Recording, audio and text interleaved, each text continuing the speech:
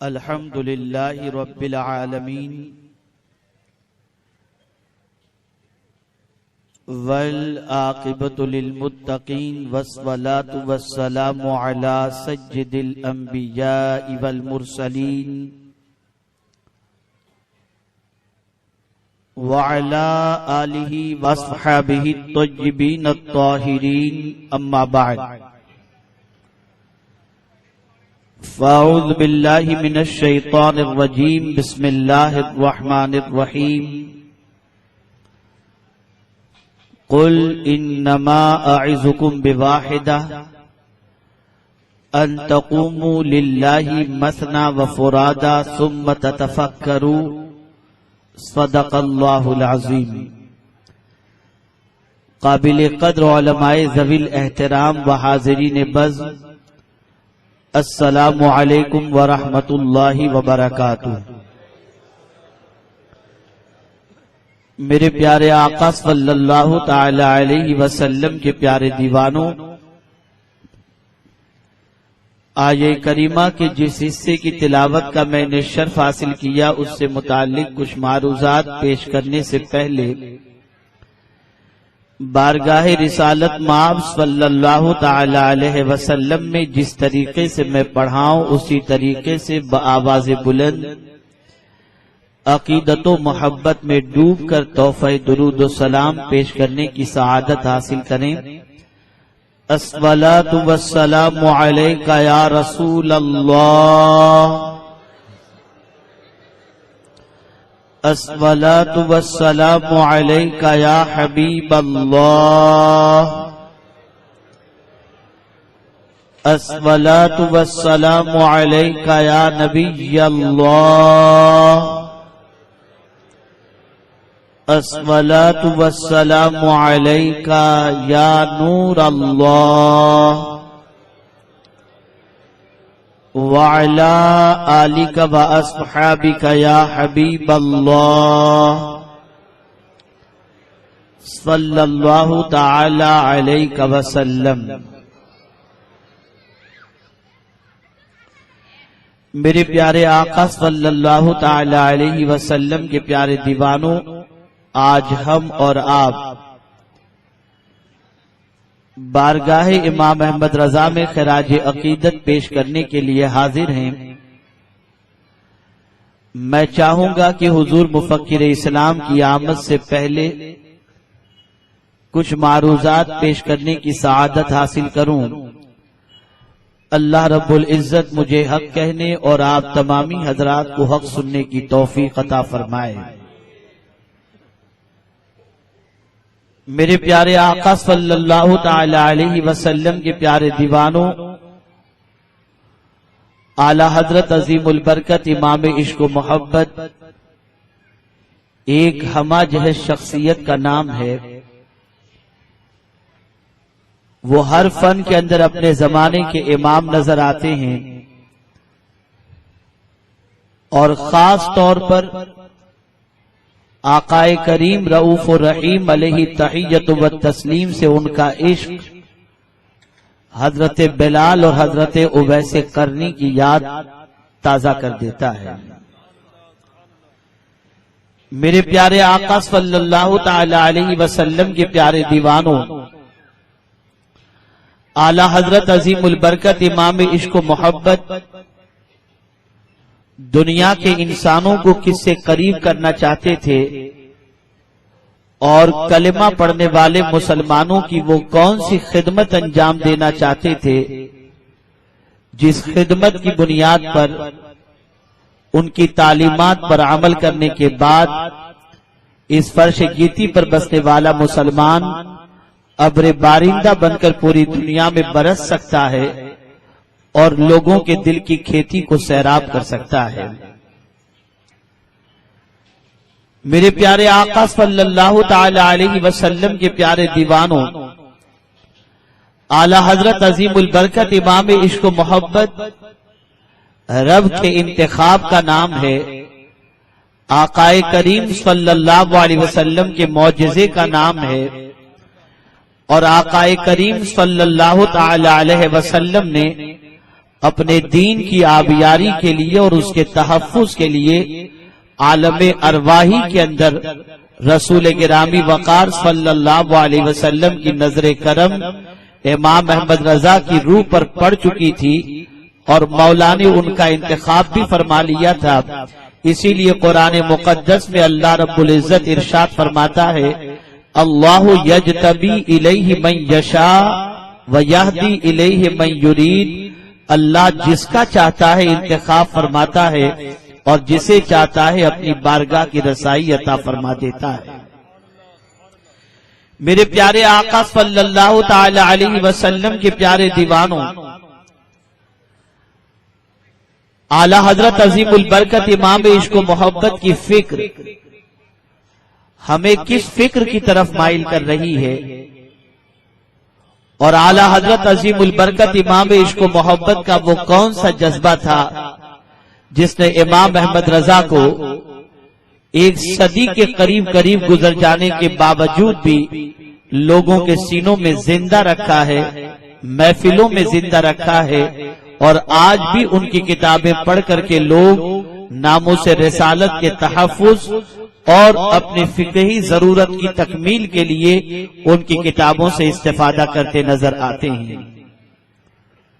دین کا کام بہت سارے لوگ کرتے ہیں، علم کے زیور سے بہت سارے لوگ آراستہ ہیں، لیکن میرے پیارے آقا صلی اللہ علیہ وسلم کے پیارے دیوانوں، جو کام بریلی کے تاجدار امام عشق و محبت نے اپنی قلیل عمر کے اندر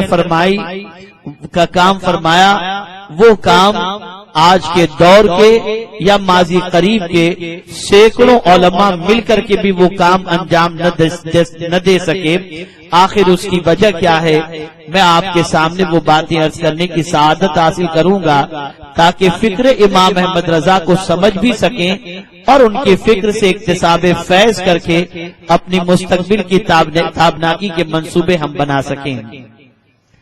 اعلی حضرت عظیم البرکت امام عشق و محبت نے صحابہ کی زندگی پڑھی تھی اور دیکھا تھا، ان کی زندگی کے واقعات کو پڑھا تھا انہوں نے کہ قلیل نفری کے باوجود اکثریت پر اللہ انہیں کامیابی عطا فرماتا، اور رسول گرامی وقار صاحب لولاک ارواحنا فداہ صلی اللہ تعالی علیہ وسلم نے اپنے صحابہ کی خیرات کے حوالے سے ارشاد فرمایا کہ میرے صحابی کا ایک مٹھی جو کا خیرات کرنا غیر صحابی کا کوہ احد کے برابر سونا خیرات کرنا، یہ دونوں اکول نہیں ہو سکتا.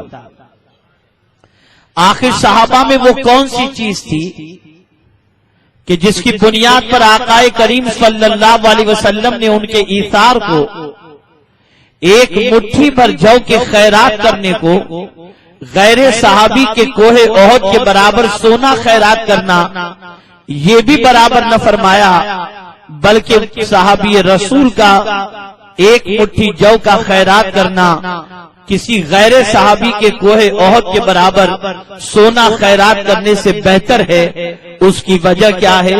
اس کا سبب کیا ہے؟ تو میرے پیارے آقا صلی اللہ تعالی علیہ وسلم کے پیارے دیوانوں، صحابہ کرام علیہم الرضوان کی زندگی پاک کے اندر اخلاص کٹ کے بھرا ہوا تھا. ان کی زندگی کا اٹھنے والا ہر قدم اللہ کی رضا کے لیے تھا، اس کے رسول صلی اللہ علیہ وسلم کی خوشنودی کے لیے تھا. وہ کوئی کام ایسا کرتے ہی نہیں تھے جس کے اندر ان کے نفس کا دخل ہو، ریا کا دخل ہو، بلکہ ہر کام اللہ کی رضا کے لیے اور اس کے حبیب صلی اللہ علیہ وسلم کی رضا کے لیے کیا کرتے تھے. آپ اندازہ لگائیں، اعلی حضرت عظیم البرکت امام عشق و محبت نے صحابہ کی اسی فکر سے استفادہ کرتے ہوئے امت مسلمہ کی اور انسانوں کی خدمت کے لیے اخلاص کا وہ پرچم اعلی حضرت نے لہرایا کہ اللہ اکبر، ماضی قریب ہی کے نہیں بلکہ آپ ماضی کے سارے تراجم اٹھا کر دیکھ لیجئے اور امام احمد رضا کے ترجمہ قرآن کو اٹھا کر دیکھ لیجئے. میں پورے ترجمے کی بات نہیں کرتا، صرف بسم اللہ الرحمن الرحیم کے ترجمے کی بات کرتا ہوں، آپ کو اندازہ لگانا ہوگا اور آپ محسوس کریں گے کہ ہر کسی نے ترجمہ کیا تو کسی نے کہا شروع کرتا ہوں اللہ کے نام سے، کسی نے ترجمہ کیا میں شروع کرتا ہوں، لیکن اے امام احمد رضا آپ کی عظمتوں پر قربان کہ اخلاص کا وہ عظیم درس آپ نے عطا فرمایا کہ ترجمہ جب کیا تو آپ نے عملی طور پر اللہ کے نام سے شروع کرتا ہوں یہ ترجمہ کر کے دنیا کو مزاج عطا کیا کہ دیکھو جہاں اللہ کا ذکر ہو رہا ہے اور اللہ کے نام سے شروع کی بات ہو رہی ہے تو لفظ اللہ کا انتخاب بھی پہلے ہو، اس کا ذکر بھی پہلے ہو، اس کا نام بھی پہلے ہو، اور میں کا تذکرہ ختم کر کے، میں کا تذکرہ نہ کر کے دنیا کو یہ درس دے دیا اے روئے زمین پر بسنے والے انسانوں اللہ سے اتنی محبت کرو اور اللہ کا ذکر اس طریقے سے کرو کہ میں کا وجود ہی نہ رہے، جو بھی رہے اللہ رہے، اس کے رسول صلی اللہ علیہ وسلم رہے۔ قرآن مقدس کا مطالعہ کریں تو آپ کو پتا چلے گا اللہ رب العزت نے جگہ جگہ پر عبادت اور ریاضت کے حوالے سے اخلاص کی تعلیم عطا فرمائی۔ حج و عمرے کی بات ہو تو میرا رب ارشاد فرماتا ہے وَأَتِمُّ الْحَجَّ وَالْعُمْرَةَ لِلَّهِ، حج کی بات آتی ہے تو قرآن کہتا ہے وَلِلَّهِ عَلَى النَّاسِ حِجُّ الْبَيْتِ مَنِ اسْتَطَاعَ إِلَيْهِ سَبِيلًا، اور اعلیٰ حضرت عظیم البرکت امام عشق و محبت نے بارگاہ مصطفیٰ جان رحمت صلی اللہ علیہ وسلم سے یہ عظیم فکر بھی حاصل فرمائی کہ آقا کریم صلی اللہ علیہ وسلم رب سے کتنی محبت کرتے ہیں اور اخلاص و پیورٹی کا معاملہ کیا ہے، تو خود پروردگار نے اپنے محبوب سے فرمایا قل ان صلاتی و نسکی و محیای و مماتی للہ رب العالمین، میرے محبوب فرما دیجئے بے شک میری نماز، میری قربانی، میرا جینا، میرا مرنا، یہ سب کچھ اللہ رب العالمین کے لیے ہے۔ اور یہی وجہ ہے کہ احادیث کی ساری کتابوں کو اٹھا کر کے دیکھو تو آپ کو پتا چلے گا جملہ محدثین نے اپنی کتاب کا آغاز جس حدیث سے کیا ہے وہ حدیث کون سی ہے؟ انما الاعمال بالنیات، اللہ اکبر۔ گویا یہاں پر یہ درس دیا جا رہا ہے کہ اللہ کی رضا کی نیت سے دین کا کام کیا جائے، اللہ کے رسول کی رضا کی نیت سے اچھے کام کیے جائیں۔ اعلیٰ حضرت عظیم البرکت امام عشق و محبت نے یہی فکر دنیا والوں کو عطا فرمائی کہ اے روئے زمین پر بسنے والے انسانوں تمہارے کام میں برکت اس وقت ہوگی اور کامیابی اس وقت تمہارے قدموں کا بوسہ لے گی جب تمہاری نیت ہر کام کے اندر بس ایک ہی ہو، اللہ راضی ہو جائے اور اس کے رسول راضی ہو جائیں۔ میرے پیارے آقا صلی اللہ تعالی علیہ وسلم کے پیارے دیوانوں، آج اگر ہم اپنی نیتوں کے حوالے سے غور کریں، اپنے اعمال کے حوالے سے غور کریں، اپنا احتساب کریں تو آپ کو اور ہم کو سب کو پتا ہوگا کہ ہماری نیتوں میں کتنی کھوٹ ہوتی ہے، ہماری نیتوں میں کتنی ریا ہوتی ہے۔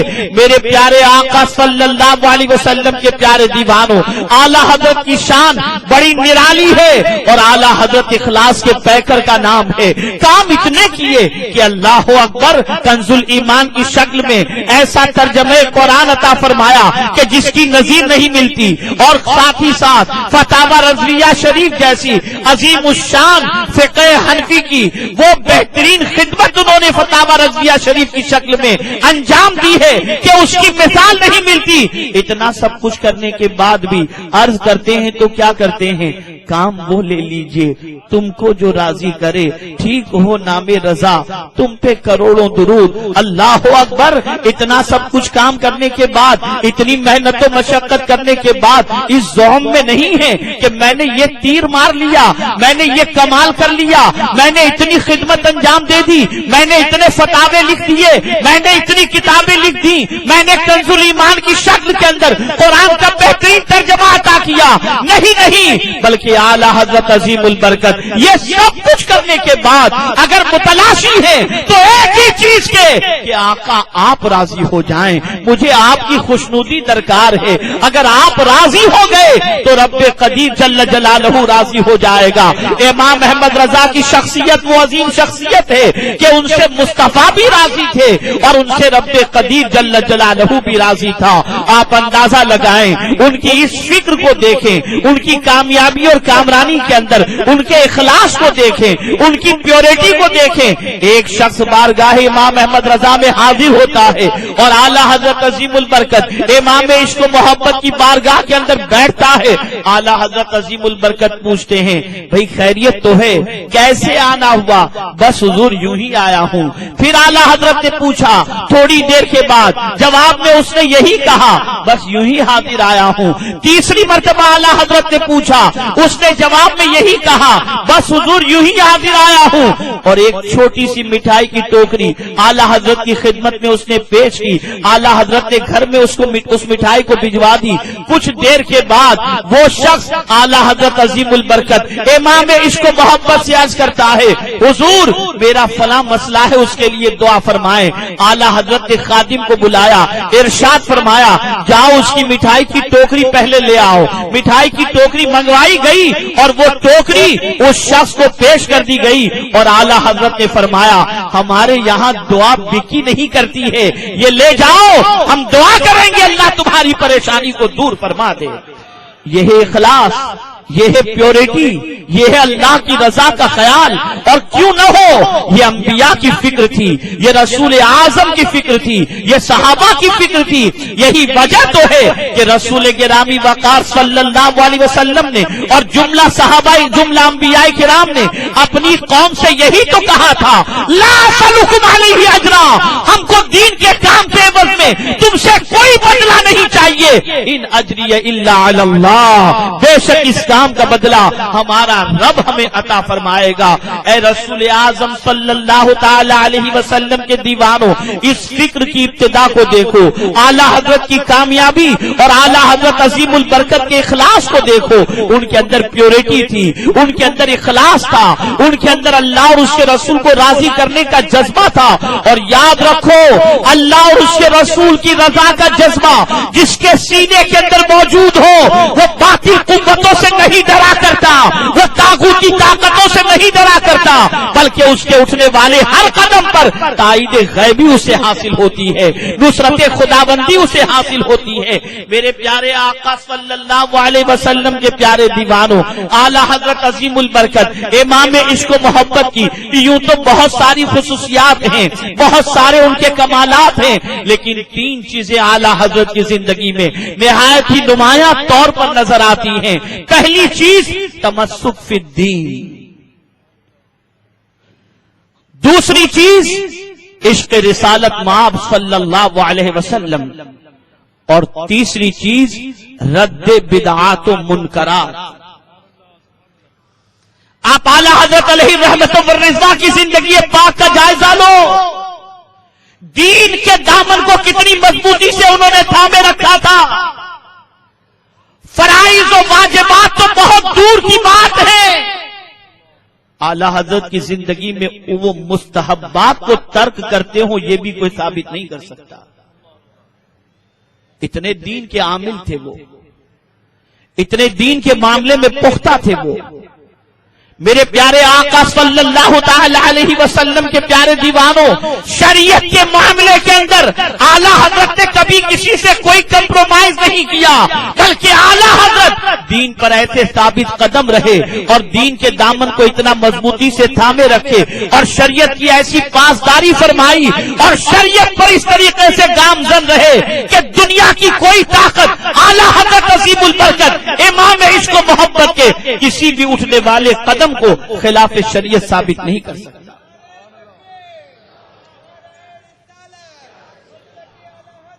میرے پیارے آقا صلی اللہ تعالی علیہ وسلم کے پیارے دیوانوں، آپ ذرا اندازہ لگائیں اور غور کریں اعلیٰ حضرت عظیم البرکت امام عشق و محبت کی زندگی کو. اللہ اکبر، اللہ اکبر. آج کی پوزیشن یہ ہے کہ اگر کسی سرمایہ دار سے روابط بڑھ جائیں تو انسان پھولے نہیں سماتا.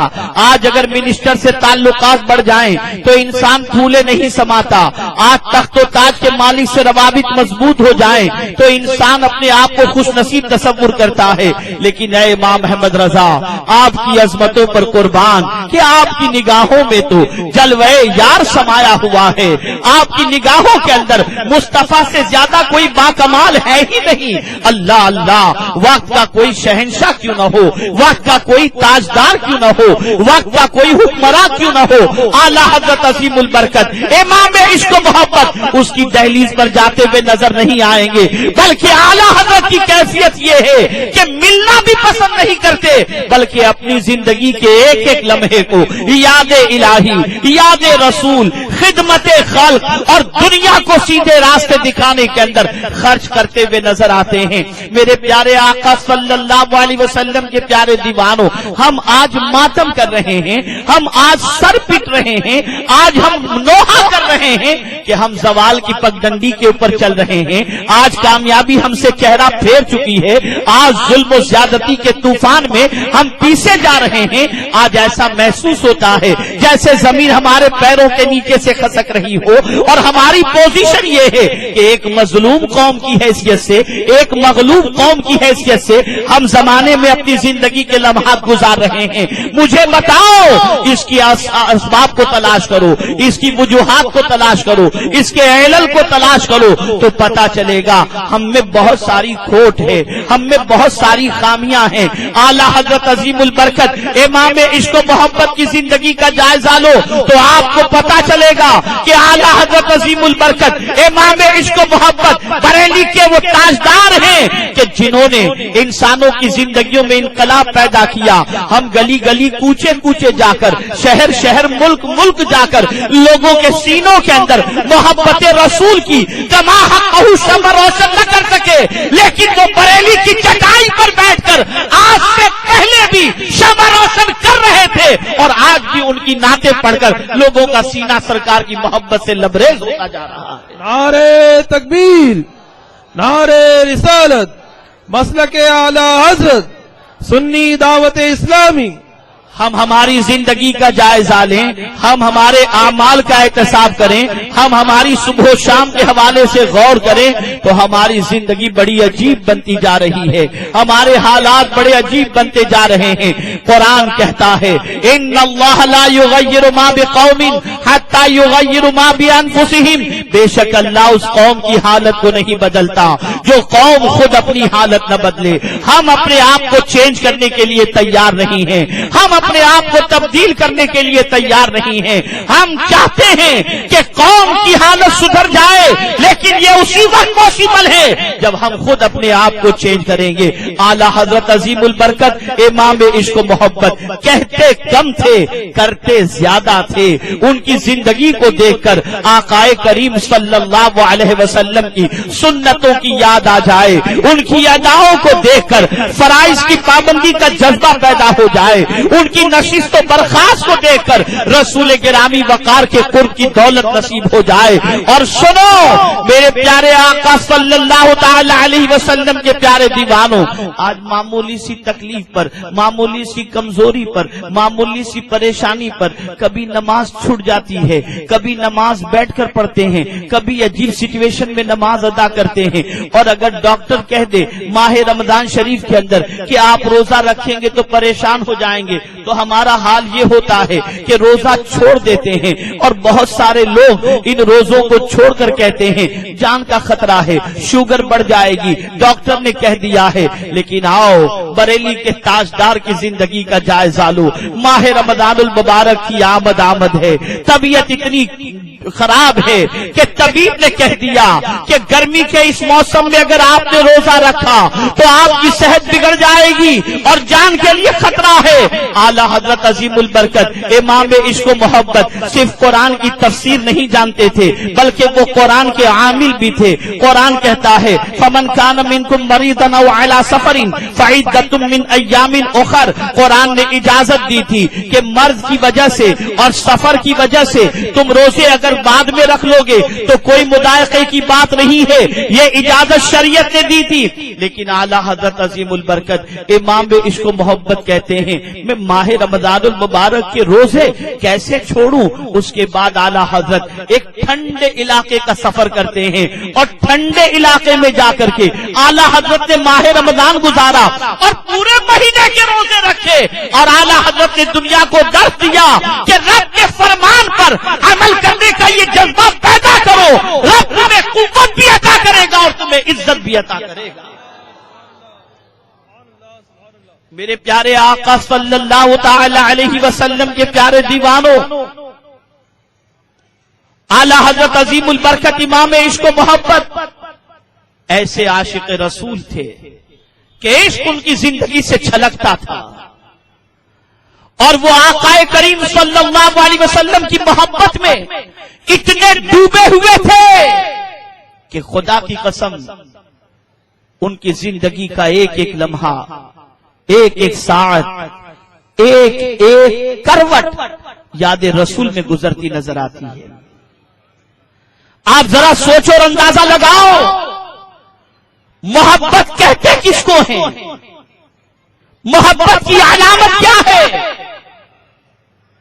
तो फरमाया गया मन अहब्ब शैअन, आदमी जिससे मोहब्बत करता है उसका कसरत से जिक्र करता है। आला हजरत अजीमुल बरकत की जिंदगी देखो, आकाए करीम से कितनी मोहब्बत है, कितनी उल्फत है कि अल्लाह अल्लाह, उठते हैं तो हुजूर का जिक्र, खाते हैं तो हुजूर का जिक्र, चलते हैं तो हुजूर का जिक्र, बैठते हैं तो हुजूर का जिक्र, लेटते हैं तो हुजूर का जिक्र, हर चीज के अंदर आकाए करीम सल्लल्लाहु अलैहि वसल्लम का जिक्र इमाम अहमद रजा की ज़बाने पाक के ऊपर जारियो सारी नजर आ रहा है। अल्लाह अकबर। और ये सब कुछ करने के बाद खुद ही कहते हैं ऐसा गुमा दे उनकी विला में खुदा हमें, ढूंढा करें पर अपनी खबर को खबर न हो। अल्लाह अकबर। गुमे हुए थे, उनकी मोहब्बत में डूबे हुए थे, लेकिन और डूब करके ऐसा गुम हो जाना चाहते थे कि ज़बान से सिर्फ आकाए करीम ही के तराने जारी और सारी हो जाएं। सुनो, आज हम भी अपने आप को आशिक रसूल होने का दावा करते हैं, लेकिन दुनिया हमारे इश्क पर उंगली उठाती है। आज दुनिया हमारे इश्क के खिलाफ आवाज उठाती है। वजह क्या है? हमने इश्क का सबूत अपनी जिंदगी से पेश नहीं किया। दावा तो हुजूर की मोहब्बत का किया, लेकिन दिल कहीं और पे बैठे हैं, निगाहें किसी और की तलाश में हैं, किसी और की जुल्फों के असीर हो गए। आओ मैं तुम्हें एक वाकये के जरिए बता दूं, जब सच्चा इश्क नबी का सीने में पैदा हो जाए तो आदमी को हर शय के अंदर महबूब के जलवे नजर आते हैं, अपने महबूब के जलवे नजर आया करते हैं।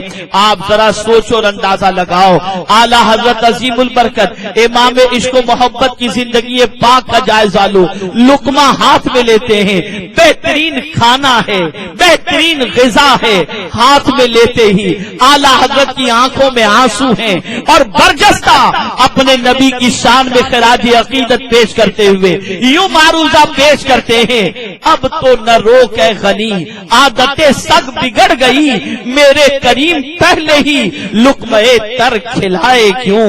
अल्लाह अल्लाह। फिर कहते हैं कौन देता है, देने को मुंह चाहिए, देने वाला है सच्चा हमारा नबी। नारे तकबीर, नारे रिसालत, मसलके आला हजरत अमीर सुन्नी दावत इस्लामी। मेरे प्यारे आका सल्लल्लाहु ताला अलैहि वसल्लम के प्यारे दीवानों, अगर हमने फिक्र इमाम अहमद रजा को अपना ली, उनके इश्क़ रिसालत माब सल्लल्लाहु अलैहि वसल्लम के जज्बे को हमने अपने सीने में बसा लिया, तो हमारी जिंदगी की कैफियत क्या होगी, हमारे हालात क्या होंगे। मैं उसके हवाले से एक वाक़या अर्ज़ करूंगा और उसके बाद दावत फिक्र पेश करूंगा, उसके बाद ज़मीर को जगाने की कोशिश करूंगा, आपके ज़मीर को झिझोड़ने की कोशिश करूंगा। आइए मैं आपको बताऊं, फुजाला अभी कबूल इस्लाम नहीं हुए हैं, कबूल इस्लाम उन्होंने नहीं किया है, इस्लाम कबूल करने का शर्फ उन्हें हासिल नहीं हुआ। आकाए करीम की नफरत फुजाला के सीने में मौजूद है। अल्लाह अकबर। फुजाला की आदत थी, जब भी काबे के तवाफ के लिए वो रास्ते से निकलता तो उस रास्ते के अंदर एक खातून का मकान आता था, वो उस खातून के पास बैठता था और बैठने के बाद उससे गपशप करता, हंसी मजाक करता, دل لگی کی گفتگو کرتا، اور کرنے کے بعد پھر فضالہ جو ہے وہ کعبے کے طواف کے لیے جاتا، کعبے کا طواف کر کے فضالہ پھر پلٹتا اور واپسی کے اندر پھر اسی خاتون کے گھر کے پاس وہ رکتا، اور رکنے کے بعد اس سے گفتگو میں مصروف ہو جاتا، ہنسی مذاق کرتا اور پھر اپنے گھر چلا جاتا۔ ایک روز گھر سے نکلا، راستے میں اس خاتون سے اس نے دل لگی کی، ہنسی مذاق کی، اور ہنسی مذاق کرنے کے بعد جب کعبے کے صحن میں پہنچتا ہے تو فضالہ نے دیکھا آقائے کریم رؤوف الرحیم علیہ تحیت و تسلیم تنہا کعبے کے طواف میں مصروف ہیں۔ فضالہ کے دل میں چور تھا، آقائے کریم صلی اللہ علیہ وسلم کے لیے دل میں نفرت موجود تھی۔ فضالہ نے سوچا یہ وقت ایسا ہے کہ تنہا حضور طواف کر رہے ہیں، میرے پاس چھری ہے، میں اس کے ذریعے شمع نبوت کو معاذ اللہ اگر گل کر دوں تو کوئی حضور کا ساتھ دینے والا نہ ہوگا۔ فضالہ اسی نیت سے حضور صلی اللہ علیہ وسلم کے ساتھ طواف کعبہ میں مصروف ہو گیا۔ جیسے ہی حضور کے قریب پہنچا، آقائے کریم نے فرمایا فضالہ کیا سوچ رہے ہو؟ فضالہ کہتا ہے کچھ بھی نہیں، اللہ کا ذکر کر رہا ہوں۔ رسول اعظم نے سنا تو ارشاد فرمایا فضالہ کعبے کے سامنے اتنا بڑا جھوٹ، اور اس کے بعد فضالہ کے سینے پر میرے آقا نے اپنا ہاتھ مبارک مارنا ہی تھا کہ فضالہ کہتا ہے نفرت محبت میں بدل گئی، آقائے کریم کی الفت کا چراغ سینے میں روشن ہو گیا۔ اب کائنات کا کوئی شخص مجھے حضور سے زیادہ محبوب نہیں لگنے لگا۔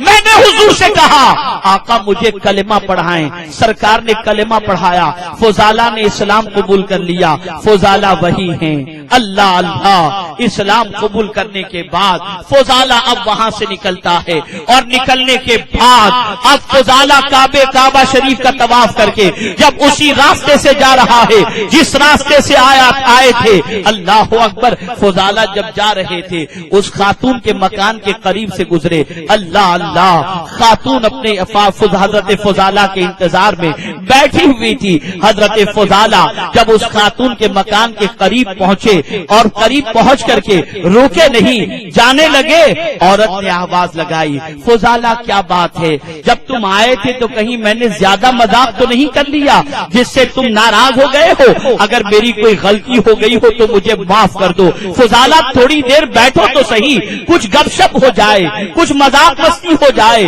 حضرت فضالہ رکتے ہیں اور ارشاد فرماتے ہیں، نگاہیں جھکی ہوئی تھی اور ارشاد فرماتے ہیں اے خاتون سن لے، اب فضالہ تیرے کام کا نہیں رہ گیا۔ جب تک فضالہ کے سینے میں نبی کی محبت کا چراغ روشن نہ تھا، وہ تیری محبت میں گرفتار تھا۔ اب آقا کی محبت نے سینے میں گھر کر لیا ہے، اب میں تیری محبت کے اندر گرفتار نہیں ہوں۔ اب فضالہ تیری طرف نگاہ اٹھا کر کے بھی نہیں دیکھ سکتا، اس لیے کہ فضالہ نے اپنا دل محمد عربی کو دے دیا ہے، تاجدار کائنات کو دے دیا ہے۔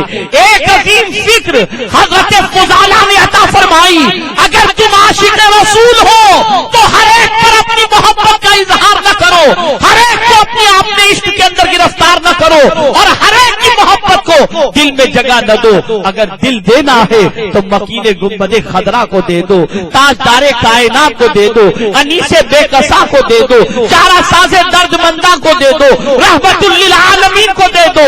اعلیٰ حضرت عظیم البرکت کے پاس ایک ہی دل تھا، اور خود ہی فرماتے ہیں خدا کی قسم اگر اس دل کو چیر کر دیکھا جائے تو ایک پر لا الہ الا اللہ ہوگا اور دوسرے پر محمد الرسول اللہ۔ آج ہم سنیوں پر فکر کسے جاتے ہیں،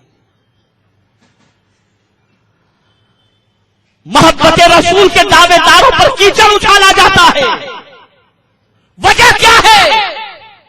وجہ سب سے بڑی یہ ہے کہ ہم نے دعویٰ بہت بڑی محبت کا کیا، لیکن صحیح معنوں میں کما حقہ جیسی محبت دل میں ہونی چاہیے، اور اس محبت کے جتنے تقاضے ہیں ان تقاضوں کی تکمیل کے اندر ہم کامیاب نہ ہو سکے۔ اے رسول اعظم صلی اللہ علیہ وسلم کے پیارے دیوانوں، اعلی حضرت عظیم البرکت امام عشق و محبت اپنے دل کے حوالے سے کہتے ہیں جانتے ہیں آپ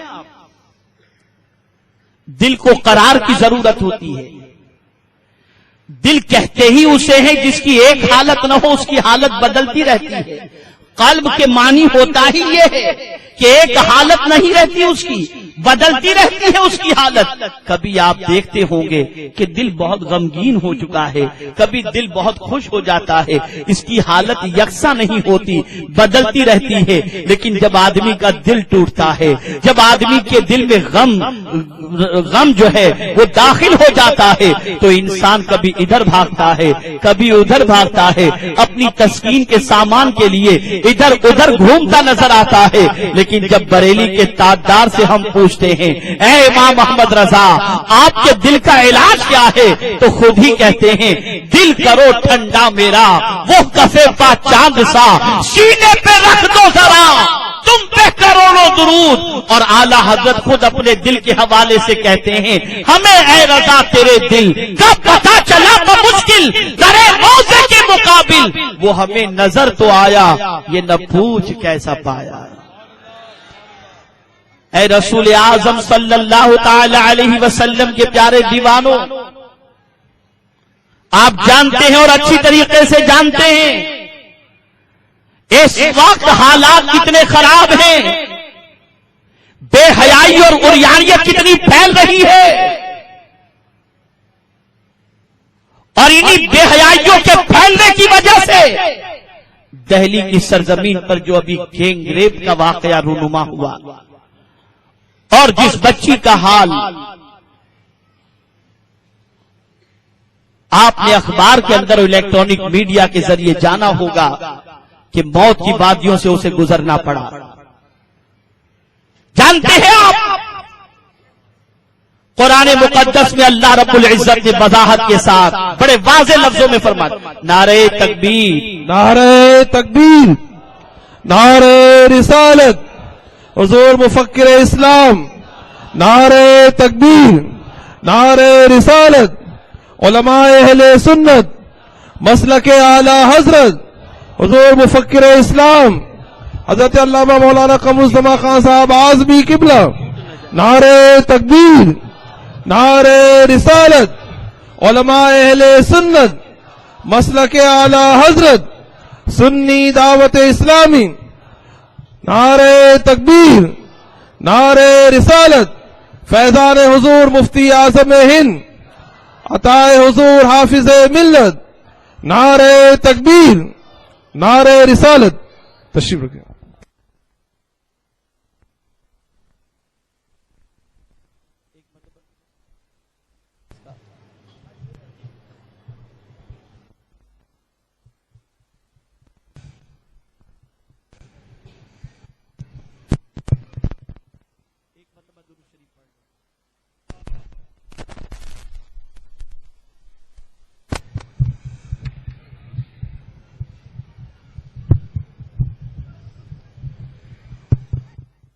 صلی علی سیدنا و مولانا محمد معدن الجود والکرم وآلہ وصحبہ وبارک وسلم.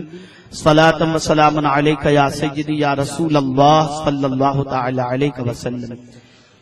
میرے پیارے آقا صلی اللہ تعالی علیہ وسلم کے پیارے دیوانوں، بس صرف 2 منٹ، اس کے بعد ہم اور آپ ایک ایسے عظیم خطیب سے خطاب سنیں گے جن کی خطابت نے دانشوران قوم و ملت کو صحیح سمت پر سوچنے کا سلیقہ عطا فرمایا اور جن کی خطابت سے بہت سارے گمگشتگان راہ ہدایت کو ہدایت نصیب ہوئی. انشاءاللہ حضور خطیب اعظم کا خطاب انشاءاللہ العظیم ہم اور آپ تھوڑی دیر میں سنیں گے. تو عرض یہ کر رہا تھا کہ قرآن نے فحش، بے حیائی اس کو عام کرنے سے بھی روکا اور اس پر بھی قدغن لگائی اور منع فرمایا. اللہ رب العزت ارشاد فرماتا ہے ان الذین یحبون ان تشیع الفاحشۃ فی الذین آمنوا لهم عذاب علیم. بے شک وہ لوگ جو ایمان والوں میں فحش کو، بے حیائی کو پھیلانے سے محبت رکھتے ہیں ان کے لیے ذلت والا عذاب ہے. اے رسول اعظم صلی اللہ تعالی علیہ وسلم کے پیارے دیوانوں، یہی وجہ ہے کہ شیطان کے حوالے سے قرآن نے کہا ان الشیطان للانسان عدو مبین، اور پھر شیطان کے مشن کو قرآن نے ہائی لائٹ کیا، الشیطان یعدکم الفقر ویأمرکم بالفحشاء۔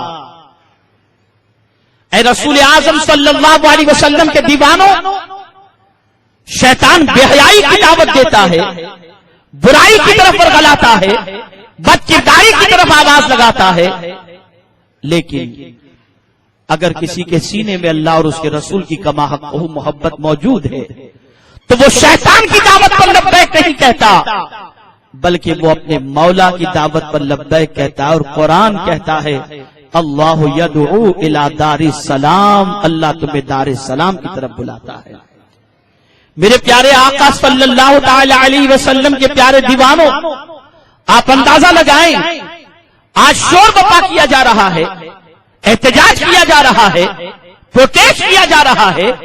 یقیناً اسلام کے اندر صرف یہی نہیں کہ مسلم بچیوں کی آبرو کے تحفظ کی جد و جہد کی تعلیم ہے، بلکہ قوم کی ہر بچی کی عزت کی حفاظت کے لیے اسلام ہر مسلمان کو دعوت دیتا ہے۔ اور ساتھ ہی ساتھ یہ نہیں کہ مسلم بچیوں کی طرف نگاہ اٹھا کر نہ دیکھو اور غیر مسلمات کی طرف دیکھو، ایسا نہیں۔ قرآن نے واضح لفظوں میں مومنوں سے فرما دیا قل للمؤمنین یغضوا من ابصارہم ویحفظوا فروجہم۔ اے رسول اعظم صلی اللہ تعالی علیہ وسلم کے دیوانوں، آج ضرورت اس امر کی ہے کہ یہ جو خرافات، یہ بے حیائیاں، یہ بد کرداریاں جو معاشرے کے اندر پھیل رہی ہیں، ان برائیوں کے سد باب کی بھی کوشش کرنی چاہیے۔ اور ان برائیوں کے سد باب کا ایک ہی طریقہ ہے، بریلی کے تاجدار نے اس طریقے کو اپنے شعر کے اندر اس طریقے سے پیش کیا، اور وہ ادا جو مصطفیٰ جان رحمت کی ہے، اس ادا کو اجاگر کرتے ہوئے کہتے ہیں نیچی آنکھوں کی شرم و حیا پر درود، اونچی بینی کی رفعت پہ لاکھوں سلام۔ میرے پیارے آقا صلی اللہ تعالی علیہ وسلم کے پیارے دیوانوں، اسلام اللہ کا پسندیدہ دین ہے، اللہ کا پسندیدہ دین ہے۔ اس کی طرف آؤ، اسے سمجھو، اور اس کے بعد اس کو سمجھنے کے بعد اس پر عمل کی کوشش کرو۔ میرے پیارے آقا صلی اللہ علیہ وسلم کے پیارے دیوانوں، اعلیٰ حضرت عظیم البرکت امام عشق و محبت نے اخلاص کی تعلیم دی، عشق رسول کی تعلیم دی، تمسک فی الدین کی تعلیم دی، رد بدعات و منکرات کیا، اور اعلیٰ حضرت عظیم البرکت نے روئے زمین پر بسنے والے انسانوں کو آقائے کریم صلی اللہ علیہ وسلم کی محبت میں اتنا گرفتار کر دیا کہ رسول اعظم صلی اللہ علیہ وسلم کی محبت میں جینا اور ان کی محبت میں مرنا، یہ ایک مسلمان کی زندگی کا سب سے بڑا مقصد بن جائے۔